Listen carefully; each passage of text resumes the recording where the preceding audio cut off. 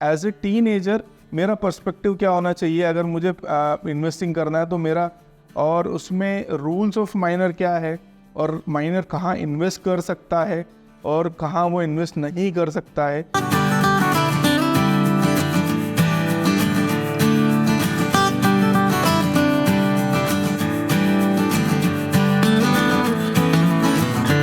नमस्कार, मैं अमनदीप सिंह सासन आप सबका स्वागत करता हूं मेरे YouTube channel Pratyush FM services में। आज का जो टॉपिक रहने वाला है वो ये रहने वाला how to invest as a teenager. जब ये सवाल हम सुनते हैं या सोचने की कोशिश करते हैं एज ए टीनेजर और एज एन गार्डियन कि how to invest as a teenager, तो हमारे मन में कई तरीके के सवाल आते हैं। जैसे कि पहला सवाल ये हो गया कि क्या ये पॉसिबल है, इन्वेस्ट कर सकते हैं, अगर कर सकते हैं तो कैसे कर सकते हैं, और क्या लिमिटेशंस हैं, क्या रूल्स हैं। और अगर मैं बात करूं कि बहुत ही 15, 16, 17, 18 की एज में जब एक बच्चा अपने डोमेन को सिलेक्ट करने के राह पे होता है, उसे साइंस लेना है, उसे कॉमर्स लेना है या उसे आर्ट्स लेना है, उस पॉइंट ऑफ अ टाइम पे क्या ये सही रहेगा कि मैं इन्वेस्टिंग की जो पैटर्न है वो भी उनके अंदर वो आदत डालने की हम एज ए पेरेंट कोशिश करें या ना करें। तो इन सब सवालों के जवाब जो है हम एक एक करके समझेंगे और एक एक करके हम उसका कैलकुलेशन पर्सपेक्टिव भी देखने की कोशिश करेंगे कि कैसे हम इस चीज़ को इम्प्लीमेंट कर सकते हैं। तो आइए अब हम स्टार्ट कर दें कि टीन एज का जो ब्रैकेट है वो 13 to 18 रहता है। तो क्या ये पॉसिबल है वो इन्वेस्टिंग कर सकते हैं? तो हाँ, वो डेफिनेटली इन्वेस्ट कर सकते हैं, एज एन खुद से भी स्टार्ट कर सकते हैं इन्वेस्टिंग। तो वो क्या क्या उसके एडवांटेजेस हैं सबसे पहले हम वो डिस्कस करेंगे, फिर डिसएडवांटेज की तरफ आएंगे और फिर रूल्स की तरफ आएंगे और फिर एवेन्यूज़ की तरफ आएंगे जहां वो इन्वेस्ट कर सकते हैं, और फिर लिमिटेशंस पे आएंगे। उसके बाद में जो मैंने बताया 2 पॉइंट्स पे हम आने वाले हैं। तो सबसे बड़ा जो एडवांटेज है वो इन्वेस्टिंग का ये है कि हम बहुत अर्ली स्टार्ट कर देते हैं। अगर मैं बोलूँ 15 से भी कोई एक बच्चा इन्वेस्टिंग की जर्नी स्टार्ट कर देता है तो उसको अर्ली फाइनेंशियल फ्रीडम अटेन करने में बहुत बड़े चांसेस रहते हैं उसके कि वो at the age of late 30s भी रिटायरमेंट हो सकता है अगर वो 15 से ही एक सिस्टमेटिकली एक अपना इन्वेस्टिंग स्टार्ट करता है। और दूसरा ये कि जो रिस्क अगर इन केस अगर उसे लॉस भी होता है तो वो कवर करने में उसको बहुत ज़्यादा टाइम उसके पास में रहता है कि लॉस को वो कवर कर सके।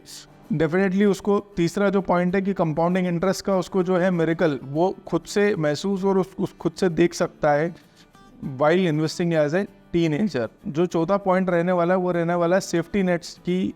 जैसे वो थोड़े पैसे बना लेंगे या इन केस ऑफ लॉस के केस में या एक केस में कि वो वहाँ पे जॉब नहीं करते, बीच में जॉब बाई एनी चांस अगर वो जॉब छोड़ देते तो वहाँ पे उनको सेफ्टी नेट्स रहेगा, कंटिजेंसीज के लिए कुछ फंड रहते हैं। तो ये कुछ हो गए एडवांटेजेस। अब हम डिसएडवांटेजेस की बात करते हैं तो रिस्क और रिटर्न का जो मेजर है वो बहुत इंपॉर्टेंट हो जाता है एज ए टीनेजर। ये समझना है कि मैं इतना रिस्क ले रहा हूँ तो इतना मुझे जो है इसका रिटर्न है, और अगर रिटर्न्स ज़्यादा की मेरी इच्छा है तो रिस्क भी कहीं ना कहीं मेरा उसमें ज़्यादा इन्वॉल्व रहेगा। सेकेंड जो सबसे बड़ा डिसएडवांटेज कि टीन एज में हमें हमारा रिस्क एपेटाइट या risk profile know your self अगर मैं बोलूँ तो हम बहुत एज ए टीनेज बहुत वो इम्पॉसिबल होता है उसको एडजस्ट करना है, उसको समझना कि मैं अपने बारे में कि मैं कितना दूर तक या कितना लॉस बियर करके चल सकता हूँ।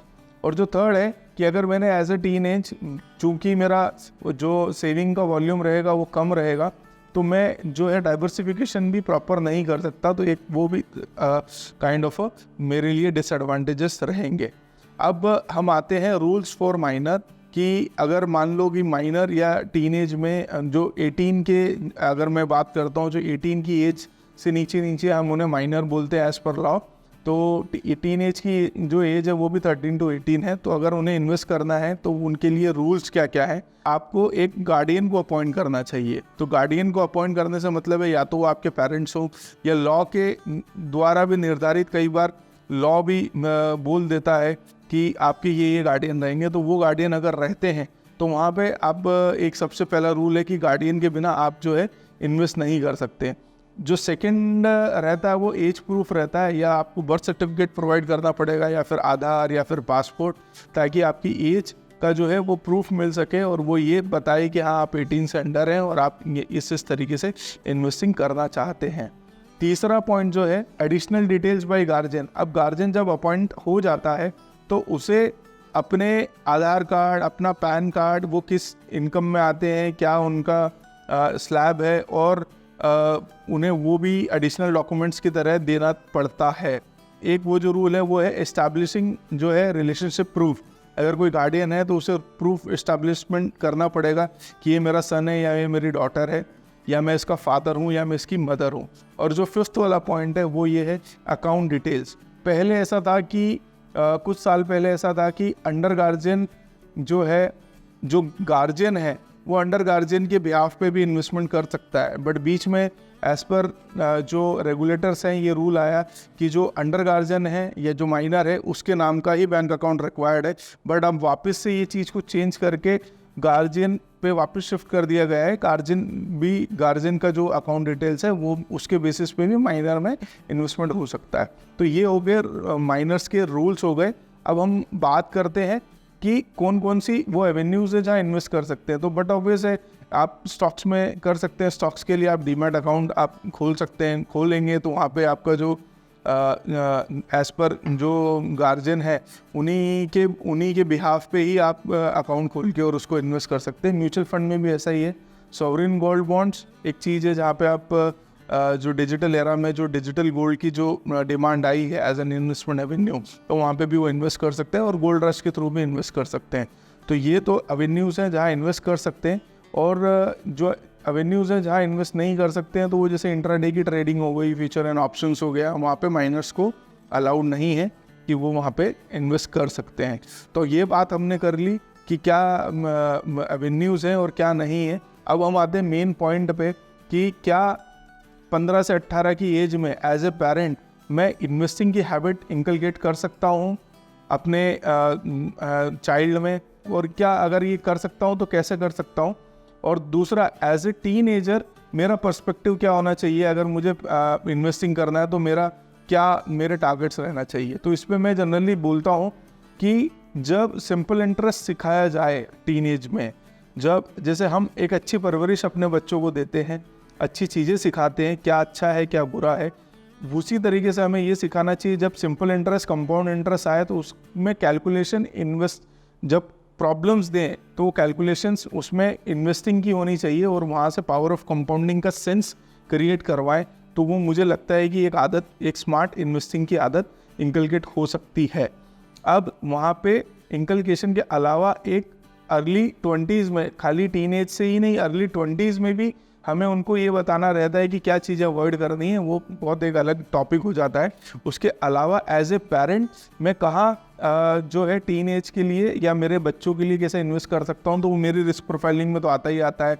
चाइल्ड एडुकेशन और चाइल्ड मैरिज उसका एक पार्ट है। बट फिर भी अगर मुझे उन्हें जब वो मेजर हो जाए, अगर उन्हें कुछ कॉर्पस देना है तो मैं चाइल्ड जो प्लान है, म्यूचुअल फंड्स के प्लान है, वहाँ मैं इन्वेस्ट करवा सकता हूँ। तो ये हो गया। अब एज ए टीन एज के पर्सपेक्टिव में अगर मुझे इन्वेस्टिंग करना है तो मुझे क्या सोचना चाहिए या कौन सी बुक्स पढ़ना चाहिए, क्या मेरा ध्यान होना चाहिए, तो उस पर बेसिकली मैं ये बोलूँगा कि आपका जो सराउंडिंग्स है, आपको अपनी सराउंडिंग्स ऐसी रखनी चाहिए जहाँ पे आपको अपने दोस्त वैसे उस तरीके के होने चाहिए जो हमेशा इन्वेस्टिंग की बात करें, जो हमेशा क्या कहते हैं फिनांस की बात करें, या जो हमेशा सेविंग्स की बात करें, और वहाँ पे डिस्कशन होना चाहिए, फिर बुक्स के रेफरेंसेस आना चाहिए। तो डेफिनेटली ये जो आदत है हम हमारे अंदर इंकलकेट कर सकते हैं। मैं उम्मीद करता हूँ कि आपको ये वाला जो एंगल है कि पॉसिबिलिटीज़ वाला एंगल, कि हाँ ये पॉसिबल है कि नहीं है, डॉक्यूमेंटेशंस, एवेन्यूज़ कहाँ इन्वेस्ट कर सकते हैं नहीं कर सकते हैं, ये तो अवेलेबल है और ये चेंज भी होता रहता है फॉर अ टाइम बीइंग।